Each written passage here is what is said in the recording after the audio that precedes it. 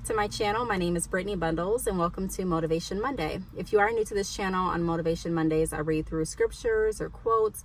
I'll choose an event that happened from my life or an event that you all send in to go over, elaborate on, and provide inspiration and motivation for the week. So if you are interested, be sure to give this video a big thumbs up. Please make sure that you are subscribed, and let's get right into the video. So the quote that I'm going to be going over today is, if people like you, they'll listen to you, but if people trust you, they'll do business with you. And this quote was wrote by Zig Ziglar. And so I'm going to be talking about building trust in business. I think so often we forget about the fundamentals of building any business, and no matter what industry you're in, whether it's, you're selling hair, whether you're selling lashes, clothes, cars, cable, whatever you may be selling, a lot of the fundamentals in sales are kind of universal across the board, and a lot of the building blocks are similar. And so that's why I love doing Motivation Monday, and that's why I love doing videos speaking to entrepreneurs and speaking about entrepreneurship, because there's so many different things that we can collectively learn from each other. And so I just want to quickly remind everyone that I am featuring entrepreneurs on my website through badchickhair.com. There is a new feature on the website this week, so definitely make sure that you click the link down below so that you can read about this week's featured entrepreneur. I'm doing this because it gives us a way to shed light on new businesses, and it gives us a way to learn from everyone, and so yeah, if you are interested in having your business featured, then contact me on my social medias or send me an email, and I'll be more than happy to go over, the feature in more detail for you. So the first thing that I want to talk about with building trust in business is, number one, be authentic, human, and relatable.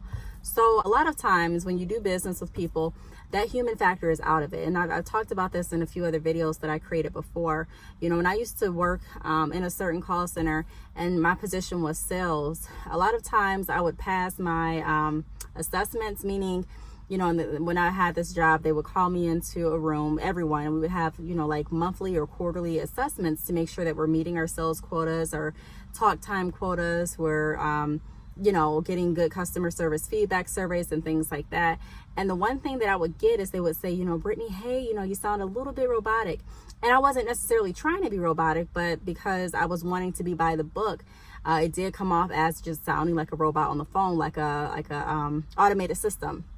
And so one of the things that I learned is to be more human.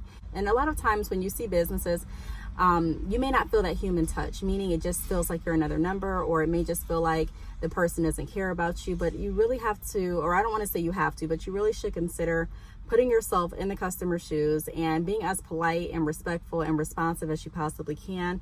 Like I say in a lot of videos, you're not going to make everyone happy. I don't care who you are. I don't care what business you're in, how successful you are, or, how successful you aren't. There's always going to be people that don't love what you're doing, or, don't love your product or don't love your service. But we still want to make sure that we're being human. You know what I mean? And so, like I said, when I say being human, it means putting yourself in their shoes. A lot of times I'll purchase from a company if their reputation with me has been good over someone that I don't know that looks like their presentation as well. So a lot of things that you just kind of do it because it's a habit of yours. And whether we realize it or not, a lot of things that we purchase and a lot of people that we do business with, we do business because we feel comfortable and because we trust that business. It's just like if you go and if you're shopping for clothes online, if you've shopped with this store and over, repeatedly, their customer service isn't nice. They're not really treating you like you're a person. You really can't get a response back to any of your emails or any of your inquiries. And they say shipping and delivery is 3 to 5 days, but you don't get your product for another 14 days. And it's just like, oh my gosh. And so it kind of breaks that trust. And so you want to make sure that you're being authentic, be real with your business, set the right expectations. A lot of things can be avoided if we just set the right expectation and just let people know exactly what it is we're offering.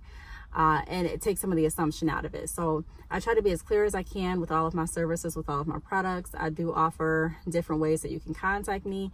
Now, with being human, there's going to be some times where, you may mess up, meaning, for example, if it's email communication. Recently I was in email contact with someone, and she mentioned I didn't get a reply back to my email. And if you know me, if you've worked with me, I'm truly an authentic person. I stand on ethics and principles no matter what I do. And I make sure, like I said, I'm not perfect, but I make sure that I try to make it right. And so she reached out and she said, hey, I didn't get a response back on this email. And I said, I apologize. I really thought I sent the email. And it looks like I didn't send it back. I did not send the email back. So I apologized for it. And, I offered a solution in moving forward to get it resolved. And so that's what I mean when I say be human and be authentic. Realize that, yes, it's not going to be a smooth sailing experience every single day. There are going to be times, like I said, that you may overlook something. There may be times that you may have to go back and reevaluate how you address the situation. There may be times where you have to go back and say, oh, okay, yeah, I can see how this could be on my company's side. But at the same token, doing that, it builds trust. It builds a sense of, she's reliable, they're accountable. I don't know if you've ever worked with a company. I know I have, where I've called and I'm like, hey, this bill is wrong. And, let's fix it, let's resolve it. And it's like the person on the other end, they're more interested in debating or arguing with you than they are at resolving the issue. And it just makes me feel as if I'm not valued. And it kind of, like I said, breaks the trust that I have with that company. Or if the company says, hey, on your next bill, I'm going to have this credit for you because we did overcharge you this month. And I'm like, okay, fine, great. I'll wait until the next bill. And then you get the next bill and you're like, the credit's not here. So now I have to call you again, speak to someone else, explain my situation again, wait on hold, speak to these automated systems, finally get someone on the phone. And then, like I said, talk to them again and try to, explain what happened, wait for them to go, put me on hold, talk to their manager. And it's a long drawn out process. And it's like, the discount isn't there. And so it takes the trust away. So I'm just saying, in business, do what you say you're going to do, be authentic, be human. So if you do make a mistake, be willing to say, I apologize. I'm definitely open to fixing it. I'm flexible. What can we do to reach a solution? The second thing I want to talk about is, like I just mentioned, be flexible. Now, but I do want to say this, flexibility doesn't always have to do with pricing. A lot of people, I think, mistake this. It's like, okay, you said be flexible, so that means go ahead and give, everyone a discount. And although I did say be flexible, it doesn't mean that that has to be on your prices. I talk about, pricing and the value that you're adding behind the product and the service.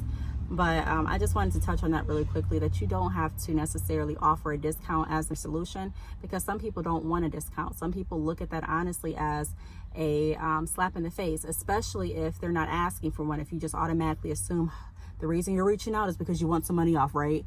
Like, don't assume that, because everyone doesn't want money off. Everyone does not want a discount. Just make sure that you're being flexible to your approaches, meaning that we're going back to the being human factor. Actually listen to what the issue is and try your best to put yourself in their shoes. Try your best to be understandable and relatable, and come to a mutual agreement that's going to work, in the interest of both parties. So just remember that being flexible does not mean that means always looking for a price break, or always looking at lowering your prices, but you can be creative and think of other things or other ways and measures to still satisfy the client or your customer. Also, make sure that you're considering recommendations on improvements from your clients or customers, because that also makes them feel valued. I don't know if you've ever been in a situation where it's like you've submitted feedback and then what you submitted actually comes to pass. It makes you feel like you're being heard. It makes you feel like you're not another number. It makes you feel like your opinion is valued. And so I really believe that if you go about things the right way, a lot of times good things will come back to you. So, just make sure that you're not being too closed-minded, where you're not open to any improvements or any recommendations that can really help the overall process of your business. We have to keep in mind that we're on the other side of the business. You know what I mean? Even though we're customers too outside of our business, but when we're working, with our business, we're on the opposite side. And so you always want to make sure that we can figure out how we can kind of bridge that gap, how we can make them feel comfortable working with us, how we can make sure that they feel comfortable and trust us enough to want to do business. So be open. And when I say be open, I don't mean that you have to change every policy. I don't mean that you have to change every, system or anything like that, because everyone's going to have a different opinion, because we're all different. You'll have someone over here that loves vanilla ice cream and some over here that hate it. You'll have some people love hair extensions and some that don't. You know, you'll have some people over here that love eyelashes and some people that don't. And so you have to, you know, just be open to input, but ultimately you're going to be in control of deciding how your business moves. But flexibility definitely is a good skill and a good option to use from time to time. Also, number 3, respect confidentiality. You know, there's some people that don't care about being on social media. There's some people that don't care about being in your videos. There's some people that don't care about, you know, you mentioning their company name or talking about, you know, you doing business, but you want to make sure that you're getting permission to do that. Even when I read emails from people, I'm keeping their name confidential and I'm keeping their business name confidential, just out of respect. And so we always want to make sure that we're keeping that respect in business because that helps to build trust, you know. Also, number 4 is be honest. So like we've been talking about, you know, just make sure that you stand on your word. If you say you're going to do something, then do it. Even if you may, you know, like I said, forget, or if you make a mistake, if someone brings it up to you and says, hey, you know, you promised me on this order I would have $5 off. You know, you may have forgot that you said it, but if you can pull up the email and say, oh, wow, okay, I did send you that. Make sure that you honor it, because like I said, the $5 discount is definitely worth it to keep your word and to continue to build respect and integrity through your business. I don't ever want anyone to compromise doing what's right, and that's in any business that you are in, and that's even if you're not in business, if you're just living day to day. You know, just be someone that stands on your word, and if you do make a mistake, be someone that's open to say, you know, I apologize, let me make this right. And so being honest and keeping your word, like I mentioned, definitely helps to drive more respect and more trust throughout your business. Last thing that I'm going to go over is consistency. So this is really important because you can have companies that I've worked with too, that it's like, you know, 1 month, depending on who's working with them, whether they have quality customer service representatives or whether they have people that are at work and really don't care about their jobs, it can be a different feeling. You know what I mean? Like, I don't know if you've ever gone to even a restaurant and you go there and it's like you go there on a Sunday, for example, and it's phenomenal customer service. You love it, you love the food, and then you take your family back there on a Thursday and it's like it's a whole different staff. The vibe is different, the treatment is different, the respect level is just different, the food doesn't taste the same, and it's like, hey, what happened? It kind of breaks the trust a little bit, because instead of me feeling like I can rely on this restaurant to always be consistent, you know, and of course we're human, so I know there's going to be different people there and it's not going to be the exact same every time you go, but you have a level of expectation, and so you expect that it's going to be good service like you had last time. And when you go there and you find out that one day it may be good service but another day it's not, and one day your food may be cooked all the way through and then another time it's not, and one day, you know, you may be able to go and not worry about finding hair in your food, and then the next time you go and it's like hair all through your food, and it's like, you know, hey, what's wrong with this company? And so that's not consistent. Or, you know, even if you have a hair company and it's like one month you go and you order hair and the transaction is smooth, it's seamless, and you get your package, and then the next month you go and order hair and it's like you can't contact the owner, you know, they're not responsive, you're not able to track your package, or, you know, it's just a whole nother experience. There's a lot of things that can happen. There's a lot of different scenarios, but you get what I mean. So just make sure that you're being consistent and that people know what to expect when they do business with you.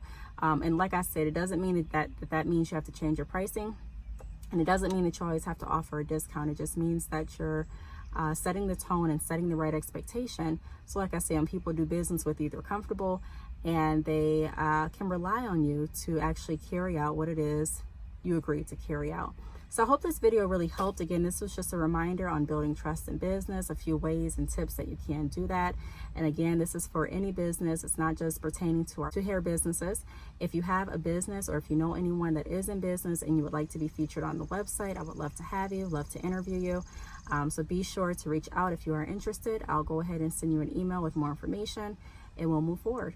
So thanks again for watching, and I will see you all in my next video. Bye.